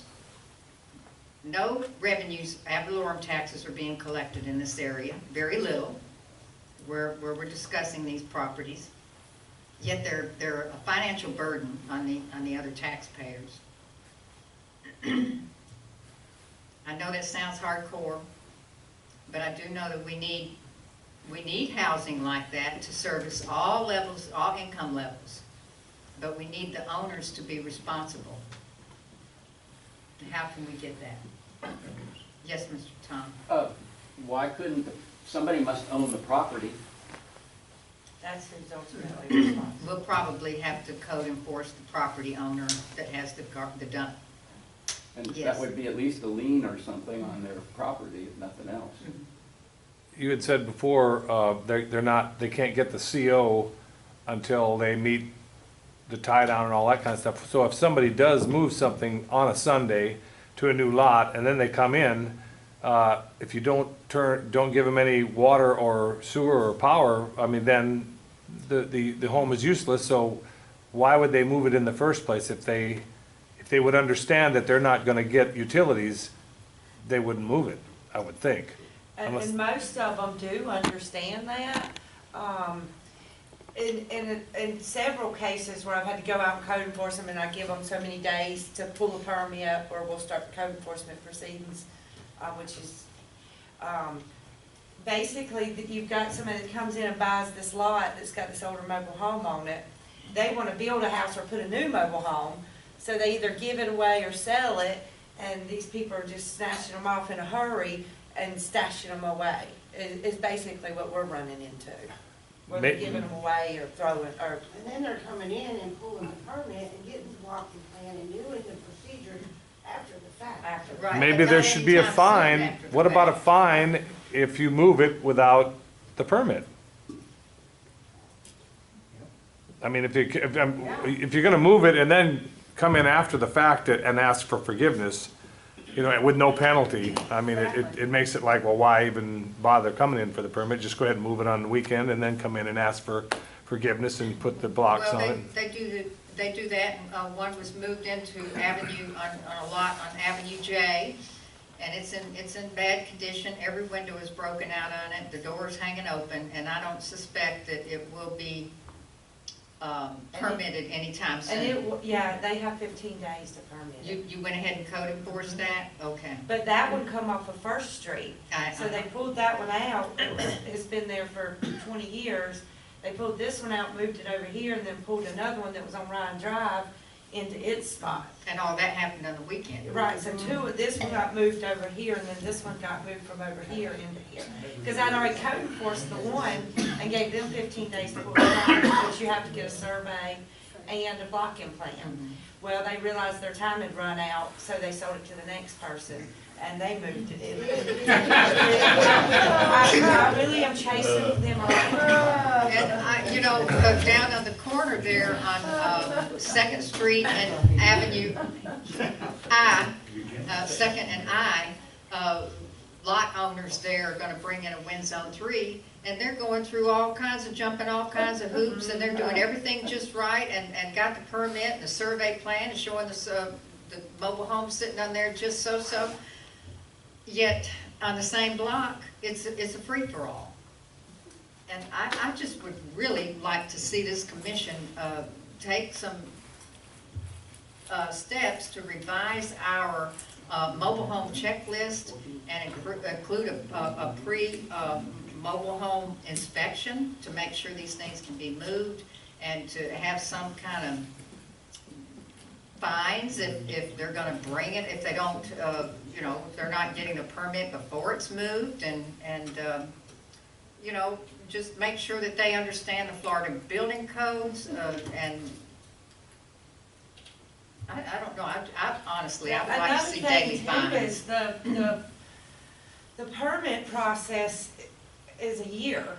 So, you know, it takes so long, and then they start the process, well, they have a whole year to complete it, you know, so they pull the permit, and then they don't do nothing with it for, you know, a year until I'm going through and I'm making phone calls saying, hey, your permit's fixing to expire, and you have to re-permit it. And when they, or can they extend it, and how long can they? They can extend it. They can ask for an extension for up to 6 months, so that could make it 18 months before they have to hit a nail. So then I also want to ask about Wind Zone 3 mobile homes. FEMA will not allow anything other than Wind Zone 3 mobile homes in this area to come in. We have what we have right now. We have the inventory of mobile homes that are like Wind Zone 2 or Wind Zone 1 or whatever they are. We have that inventory in Franklin County, and that's what we have. When those die, they die, and that's it. We're not going to get any more in Franklin County unless they're brought in from, you know, Liberty or somewhere else illegally overnight. So Franklin County does not allow any mobile homes into Franklin County that are not, that they have to be Wind Zone 3 to move them into Franklin County. Carrabelle does not have an ordinance like that. We enforce that, yeah, we have to. Yeah, we do. That is Florida law. All right, so if any new mobile homes are brought into the city limits of Carrabelle. Provide documentation. So a mobile home cannot be removed from Lighthouse Estates that's if any mobile home. If it comes in from outside the county. All right. If it comes across. What the I'm county asking, lines. if a mobile home comes from anywhere in the county and wants to come into the city, can the city have an ordinance that we would only accept Wind Zone 3 into the city? Yes, And that we have what we have for our inventory of older than Wind Zone 3 or Wind Zone 2, Wind Zone 1, we have that in the city limits, that's what we have. But we will no longer. Yeah, and the people that actually do permit, just for instance, I had one come from Lighthouse Road into the city. I make them provide documentation, a bill of sale, and documentation that's proven, that's not a wind zone 3, that's proven that, where that came from, within the county. I think what. And that's good too. Yeah, Mayor, what So you're they asking. can't say, oh, I got it from Lighthouse Road, but really get it from Liberty County. Is can we enhance, basically, because that, historically, that's been my understanding, is you move all around within the county, period. That's what I understood. And then, and I think the question that we discussed earlier was, could the city have a higher standard for trailers that are brought in from just outside the city limits? Right. So we don't want, you know, I don't want to pick on anybody, but East Points or Lighthouse Estates, non-zone 3 mobile We homes. want coming wind zone into the 3 city. mobile homes because they withstand the wind. Absolutely, no, better. and that's why I think you can do that. I think it's a health, safety, welfare thing. Yeah, but I think it is. I don't want to get this wrong, but I think the county changed that policy on St. George Island. I don't think you could bring one across the bridge anymore. And a lot of that has to do with the DOT and the traveling across the bridge, but, I don't think you can. if you're on Alligator Point or anywhere on the water, you have to have an exposure D, which is even a stronger than a wind zone 3. But I'm saying if you, you know, there's places that are exposure D, that are zone 3 in the city of Carrabelle, but if you bring them from Lighthouse Estates and did everything right, you can put it in. Now, today. But I'm saying, I think the county changed their policy, the same policy we've all been operating under on St. George Island. I don't think you can take an older mobile home, let's say it's only 5 years old, and I don't think you can bring it across the island. I'm not familiar with that. I don't think you can. So I mean, what I'm saying is, if we enhance. We can make it stronger. We can make it stronger. We could, I think. Well, I don't see us having that kind of issue in the comparison between the wind zone 2s and the wind zone 3s. What I see us having a severe issue with is mobile homes that are in there you go, Frank, thank you. They're substandard homes that are a liability, a financial liability for the homeowner or the owner to pay to get rid of. And they're jumbling it around where somebody else has to pay for it to get rid of it. As far as there is many really nice, decent Zone 2 mobile homes in this county and in this city that are not unsafe or unhealthy, and they're nice, they're pretty, they're attractive, but it's not that. That's what I see as a mobile home, or a particularly mobile home, because they're movable, is they get into condition to where they're substandard and they're really in deplorable condition, as Frank said, and or Commissioner Mathis. And they become thank you, Frank. They become a financial liability to dispose of. And they try to get around having that financial liability of disposing of those. Well, when they're moving them themselves with tractors, and one in particular, kind of looked like the frame was being, now I'm not an inspector. I haven't picked on any, I'm just saying. Right. Yeah. But it tears them up, and some of them, I know, we had one on our, a lot that we had back in '95, and that mobile home was a Horton Home 72. That poor thing has been moved all over this place. And it is so worn out. We had it in immaculate condition. It was just like a plywood palace. And now I ride by that thing and look at it, and it breaks my heart. And every time it gets moved, it gets in a worse condition. So what we need to do, yes, Mr. Bill? Mayor, you mentioned that McCulloch County has a stipulation where they have to be inspected before they get moved. Multiple counties have that. Why can't that be conditioned on whether, even if it has been moved, if there's a permit, it has to be inspected. And if it fails that inspection, then you just say, no, you can't.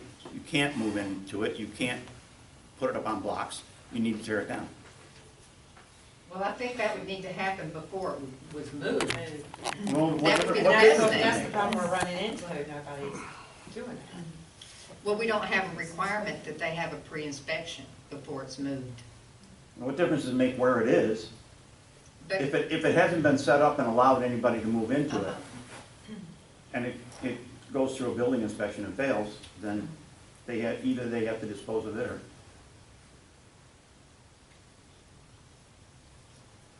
I guess the building inspector would have to come up with some kind of criteria about, are the floors rotten, are the windows busted out, is the frame bent, can it even be moved properly with the wheels, I mean, 'cause some of them are It's all so. been written already. Yeah. Which most of it is the wheel and the frame, because you can put new floors down.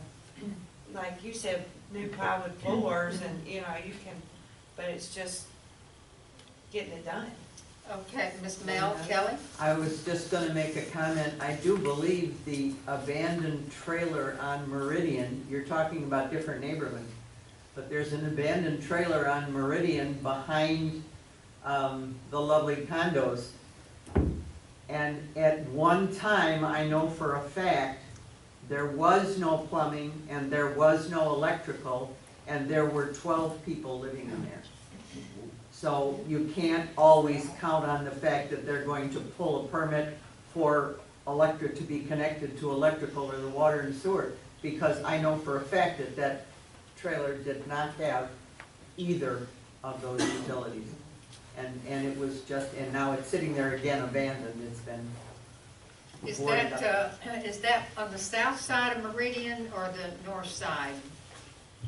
The north I side. think it's on the north side. It's down from Rod. Okay, all right. Yeah, And I behind the have, condo. that is on a list that I keep a running list. I'm sure of it is, homes. but as I say, it's been abandoned, but, the point I was trying to make is, there are people who literally do not have water and sewer I in their understand that. trailers.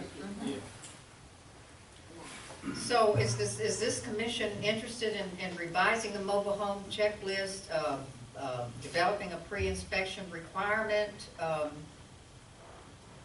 trying to get a better handle on the movement of these homes, maybe developing fines? Is the commission interested in it, or are we just kind of at a deadlock here?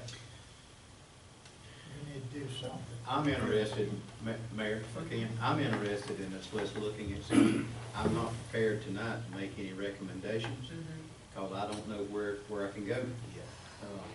But I'm interested in looking at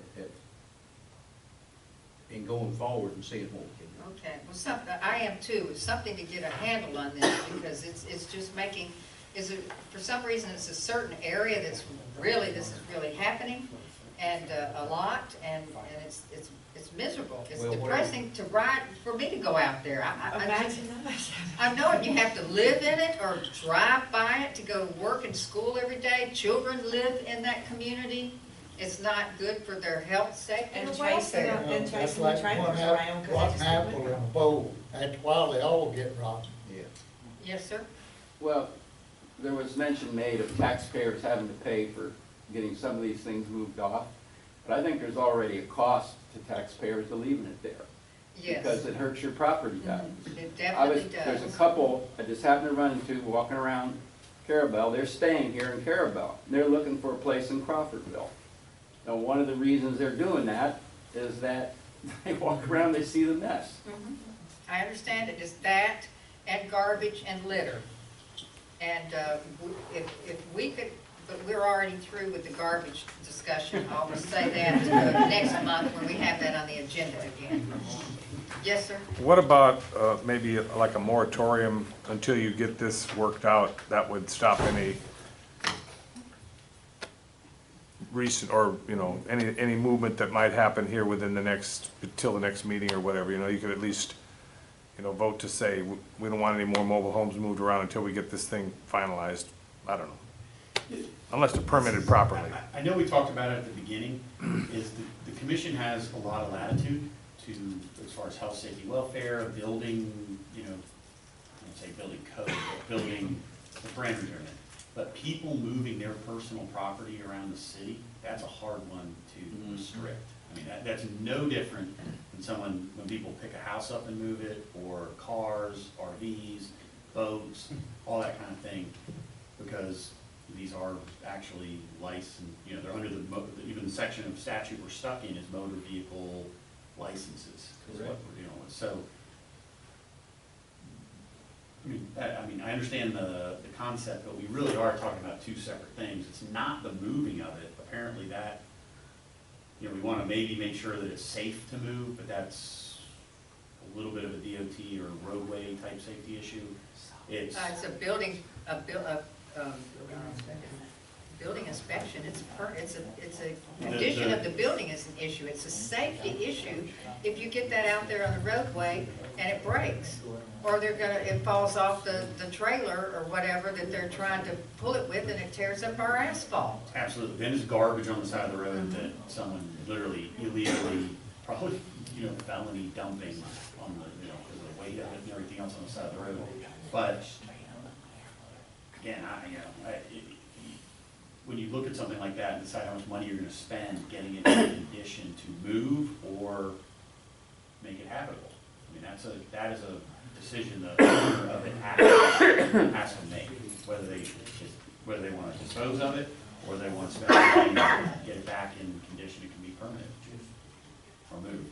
And I would like to see that they get it in a habitable condition, because when they're left like they're left, it's just like slum. We're just developing slum. And that's we're code supporting that. Yep, and that's code enforcement. And sometimes they aren't ready to tie it down or block it up, so they pull a permit just to renovate and do the renovations, but they still have to come back and do a blocking plan and tie it down. They can renovate before they tie it down? Well, a lot of them are already there. Just like if somebody bought the one she's talking about on the hill, they come in to pull a renovation permit to renovate. They need to be tied down like It's already blocked up. Right. It's already blocked up, but it's not blocked up to code. Are we required to give them a renovation permit before that thing is tied Look, down? Give me a break. I don't know, but remember, this is the thing, I understand that they're unsightly, and I'm kind of in a weird position here, because Right, I and don't have that's a where we personal don't really, view on because it. it's their But it's like a car, property. it would be like It's someone saying, tagged. that rusty old antique car in your front yard, I find it unsightly, I'm gonna prevent you from getting a permit to fix it up, to paint it, to sandblast it, do this and that. I mean, But the thing is, it is a win zone issue. Now it sits there for years, like you mentioned 3 years. Is it tied down?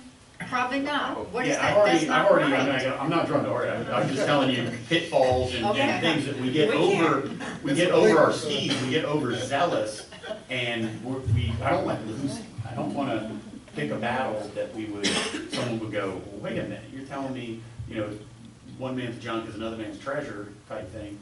And what you're talking about as far as health, safety, welfare, the city wanted to up the standard for issuing a occupancy CO on a mobile home. I think we could. I think we could require that let me back up a minute. Bringing in non-zone 3 into the city, or we say, hey, you can't move a non-zone 3 around in the city. I think we could get into some of that, no problem. I think that's within our authority. But to tell someone they can't move it, they can't fix it up, they gotta dispose of it. I don't know that we can tell someone you have to throw that mobile home, you have to take that mobile home to the dump, period. Well, that's gonna be difficult to do. Yes, Mr. That mobile home that isn't tied down in a hurricane becomes a hazard. Look what happens in Mexico. And we I understand that, we are junk. not disputing that, but it's tagged so would a boat on a trailer that's sitting in somebody's yard. It's tagged, it's sitting there. It seems to me that if it was right next door and we had a hurricane. It would blow over. Yeah. That seems to be something that you could use. We're getting the cart before the horse to let somebody permit to fix a trailer up that isn't tied down. I know, I do not understand that. It should at least be tied down before they can even build, before they can do any renovation to it. Let me ask the question, have we permitted any rebuilds or reconditions or upgrading that are not tied down and blocked up? Yes, we do, we have one right now. I would hate to be the carpenter, because them mobile homes are Right. just like that right there. I'd hate to be the carpenter. And they have them, and kind of like the house on McKissick over there that they're building even, that's blocked up, literally on blocks. It's not on a foundation, they're building the house. And then they're gonna pick the house up and move it and put it on another lot on foundation. It's essentially the same thing. Wasn't it sitting on sawhorses that one? Sawhorses and it, I remember that. I went and drove by and looked at it a couple times. Yes, Ms. Mel Kelly. I just was going to point out that your item on your agenda is movement of mobile homes within the city limits. Yes, ma'am. It's not refinement, it's not aesthetics, it's not tie down, it's movement within the city limits. And you started out with the requirement that it be done by a licensed mover. And I would hope that the commission would focus on that and agree to pass an ordinance that within the city that must be moved by a licensed mover. And I would love to see that, and I would love to see a pre-inspection before it's moved by a licensed mover. And I suggested to Mr. Hartman that we develop daily fines, but that doesn't really seem like it's gonna be something that fits. And of course, you know, and the ones that are doing all of this aren't gonna be able to pay fines anyway. And that's the question I had for Dan, is can we require them to have a license? They are required to have a licensed installer, install it. But as far as moving it on the roads, I don't know if that's something that we can I enforce. think, I mean, this is the thing, and then the city's gotta always be a little careful to be like where we're preempted or something, because, and I'm not saying preempted, but you have, like, if DOT or State Highway Patrol or even City of Carrabelle caught somebody moving a trailer down the street with a tractor. That's correct. They're done. They're gonna right. get, they're done. Like, it's illegal to do it. It's I mean, not we're permitted past to be it. We're on talking the about road. regulating something that's illegal. You know, what I mean, you can't do that. You can't bring that You thing have to down have a the road. CDL and you have. Yeah, you'd probably have to get it tagged and everything else. You have to get it tagged, Yeah. permitted, put it Yeah, on the it's road. illegal. I mean, That's so. why they do it at night. Yeah, but I'm saying, if we pass an ordinance. You wake up and it's there, and then it's moved from here to here. I mean, it's not gonna add, there's no more, I don't, I mean, I'm just, I guess, I'll do anything, obviously, I'm just throwing out the, like I say, advice and / guidance is, what ordinance can we possibly pass? Speaking of another subject, I wanna do an analogy that's not too wild here, but to prohibit illegal acts that we don't regulate necessarily. We are, obviously, our city police regulate what's going on the roads, but that's the state DOT, the highway patrol, the county sheriff's department, and our department will pull someone over and fine them, and they have points on their license. I don't know what the penalty is, but it's a private. You can't do it. We don't regulate that. Yes, Mr. Sullivan. Why not when, if this mobile home is moved at night by a tractor, when they go in to get the permitting, have them show that they used a license, make it a requirement that they prove that they moved it there with a licensed bonded mover. And if they don't meet that requirement, then they can't get the permit. Can the city require that? And this is what Ms. Keisha wanted you to research, and I did too. I mean, Is there a statute that requires them to use a licensed mover in the first place? You read it.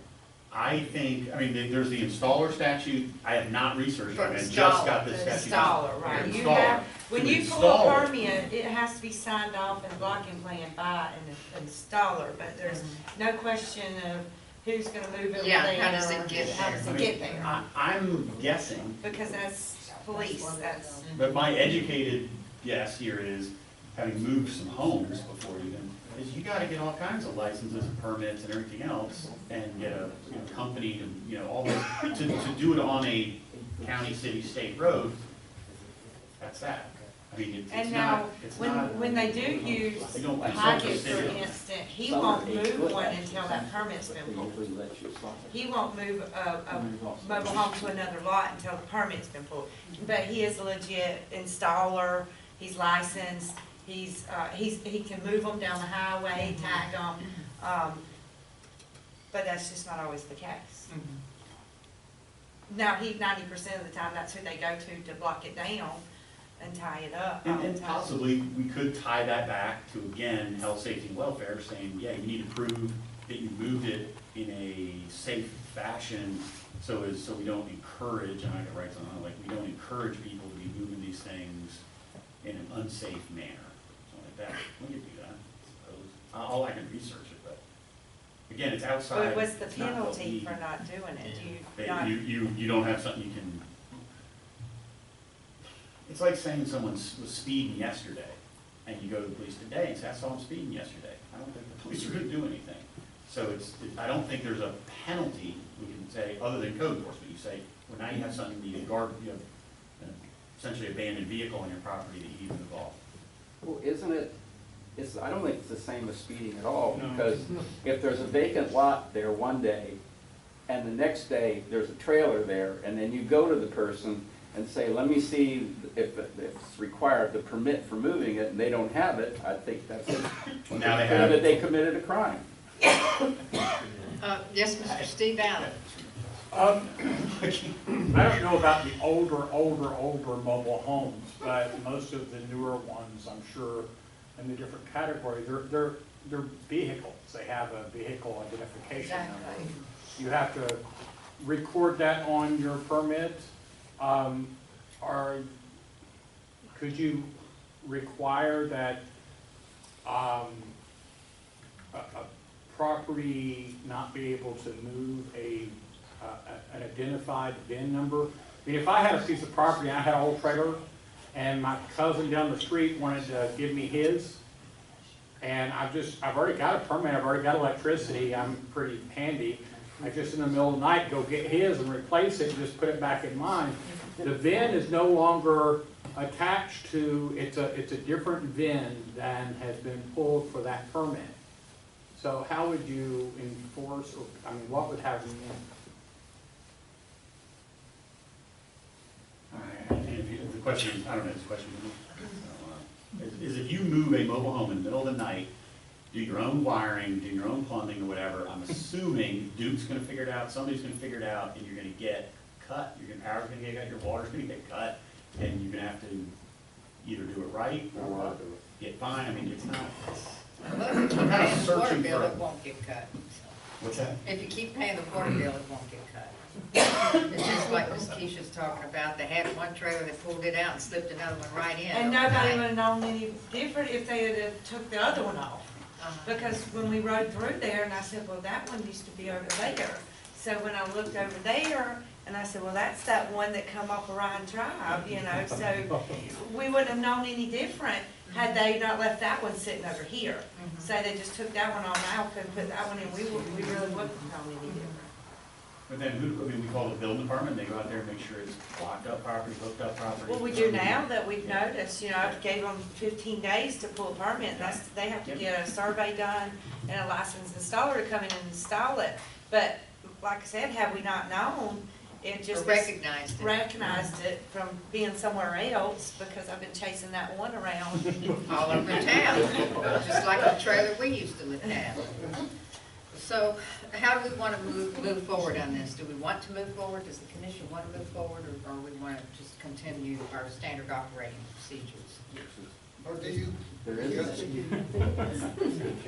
in Wakulla County there. Yeah. Could we just adopt there?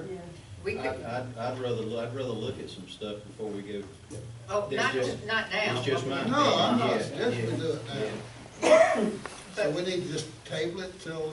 What we could do is get some more, like we'll call it, county has a full permitting packet, which might be similar to the mobile home permitting packet we have, and get some more from several counties and cities that we could take a look at and see if there's some things that we want to do that might help us better regulate and better understand when mobile homes are going to be moved. They just need to get the permits. We can look at that. And I can send y'all the packet that they have to fill out when they do it legally. And in the meantime, I think we need to go ahead and code enforce those that are in violation. They have been. Okay. And I would really like to see a pre-inspection before permitting to move. I'm just saying that now for y'all to keep in mind. So, is that all for discussion? Is there any other public comment at this moment? Yes, ma'am. So bottom line, is there anything that's going to be done to stop the movement of these trashy mobile homes from one place to the other immediately or within the next 6 months? Or, I mean, what's the timeline, or what's the bottom line? Now, we did, a member of the public did ask, could we put a moratorium on movement? I think that was knocked down, wasn't it? I beg, yeah, I said that the was not attorney done. doesn't, he doesn't No, suggest that If necessarily. the commission says, hey, we want to do a moratorium, then I will look into it quickly. If that is an appropriate, like, moratoriums are fairly frowned upon legally, but I think they are certainly, again, they're always supposed to be short-term in nature, that we're working on it to fix, whatever issue that we're worried about. And again, health, safety, and welfare, like, it has to be tied directly to that. And if we're just talking about the movement of mobile homes around the city of Carrabelle, I mean, exactly. I mean, what if you have a brand new one you're bringing in or Just whatever like else? the one on the I mean, we could accept that, but we gotta get into that. Could you limit your moratorium to no movement other than wind zone 3? I mean, I can look into it, I can try. I mean, that's something. I think, Mayor, it's possible, I mean, not that we would, it's possible we could punish someone that's legitimately trying to move one, to put a moratorium on it that way. The only thing that I could think of, and my idea is put a moratorium, this is gonna sound funny, folks, on any illegal movement. If we find an illegal movement, then it's automatically fine. Here, Mr. Attorney, help us out. The thing is, why I'm over here frowning and saying, when it's illegal, it's illegal. Yeah. It's like, golf carts or this, they're not properly, they're not on the roads. It's not, you don't pass ordinances or resolutions or moratoriums on things that you can't do by law already. True. Right? You can't do what people are talking about these people doing legally. They're doing it illegally. So you turn them into the state police, you turn them into the Carrabelle Police Department, whatever, it's illegal. You can't haul them down this road with a tractor. One of the things we need to do is get a little more aggressive on the code enforcing, and not let something sit for 3 years until it just falls in such disrepair that it can't be repaired. And some of these places have just turned into dump sites that have the vacant mobile homes on them. Some have vacant mobile homes on them, that the mobile home is owned by one person and the land is owned by another person. Yeah, it's just landowner responsibility. Yeah, like parking a car. Okay, I have one more thought. okay. Change that moratorium on illegal movement to a moratorium on any unpermitted movements. I'm sorry, unpermitted. Unpermitted movement, unpermitted meaning if they don't have a permit from her not to move the mobile home, but to put it in that place and a diagram showing where they're gonna put it on the lot. And A who's the permit and a installer? septic tank, or whatever. I could go on and on and on with that. Oh, let me, again, I know we've talked about this already, and I want to drag it up with Keisha. I go hire a guy who has a low boy or whatever, he can just literally pick it up, set it on it, so everything's tagged, runs it down the road and drops it on a lot. Does that person, now I say drops it on a lot, he's gonna have the installer show up next week, 2 weeks from now, a month from now, because he's busy. But he's gotta have a permit to do that. Does he, or not? I don't think he does. He has to have a He's permit to install, to make it a permanent fixture on that to property. then get a CO and all that, but not to. Not to. Again, it's like a car, it's like a big old truck, that guy came and picked up off your property, and just set down on another piece of property that you own, and you say, well, I'm not doing work on it yet. I'm gonna get my permit when the installer's gonna get the permit when he's able to get into the building department. Get it. So they can basically just be set around like storage. They could, but then they're code enforced. If it's a bunch of garbage, you code enforce them and say, well, you haven't We come in for got a two permit. that want to you speak haven't- here. How about, I'm done. Oh, okay. how about no permit will be issued to a mobile home that's moved illegally during this moratorium? That way, if they move it illegally and then they come to Keisha for an after-the-fact permit, we're not gonna issue it because you moved it illegally. We don't issue permits for moving. That's, I guess we gotta make that Yeah, that, crystal we don't clear. issue the permit to Oh. actually move it down the road. Once it comes to that lot, and it becomes, you want it to be a permanent fixture on that lot, just like if you got a shed and you had it delivered to your yard. If it's over a 10 by 10, you have to permit it, and it has to be permanent. Well, whatever that permit is, not the moving permit, but the Not the permit to, moving permit. the permit to tie it down and all, we are not different gonna give you that permit because you moved it illegally, and then You're not moving it illegally. they already did move it. They moved it in the middle of the night, and now they're gonna come in and say, I want a permit to tie this down and remodel it and everything. You say, no, we're not gonna give it to you. If they pull that home out onto the road, without the proper permits, it's illegal. They gotta have permits. But that has through the nothing to do DOT, with me as not permits, you. this is No, two it has to different do with the state, permits. it's a state statute. For width, for height, for length, for weight, and they gotta also be flagged, and they gotta have escorts. How did, Now, we sat down here the other night waiting on one that was about to be moved, and my officer sat down there and waited and waited and waited on him. He had it loaded on a trailer, and he seen my guys down there and decided not to move it because he knew that we were gonna get him on. do you have So to we catch them in can't the get act? You everyone. gotta catch them in the act? You gotta catch them in the act. Yeah. But, So I you couldn't know, necessarily this, deny them a permit for doing something illegal that I didn't catch them doing. And then we don't enforce necessarily, we don't issue the permits for it. Only the law enforcement could. and this ain't a thing that we've been having a problem with for a long, long time. It's just really gotten bad here recently by just a couple of different folks. And that's about right. I mean, every now and then one would get moved Every around. now and then. Or I have one There's a that's record been, of you know, that they permitted, but it's been sitting there a Yeah. year and nothing's been done, So, you one know. appears unlocked. Is that But public we need to, I think folks are getting a little tired and I haven't had dinner. We've got one other item, so we need to go ahead and move forward. And I know that the citizens that live in these areas and that pass through these areas are concerned. When I go and drive there, it's very depressing and it's very discouraging and it makes me embarrassed to be the mayor when I see that. And honestly, I just wish I could just wave a wand and it would all be cleaned up and we wouldn't have people that operate like that. But, you know, the staff's gonna have to get more aggressive with it and we can bring this up again. We'll do some research, bring some more, mobile home permitting packages from other counties and cities and bring that we can take a look at, and I'm gonna go back again, that I wanna make sure that these people know that they have to have a licensed installer install it, and I really would like to see a pre-inspection permit.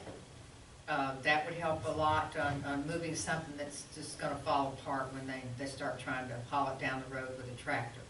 Make a So- motion, we table this to further research. Okay, I'll second that motion. okay.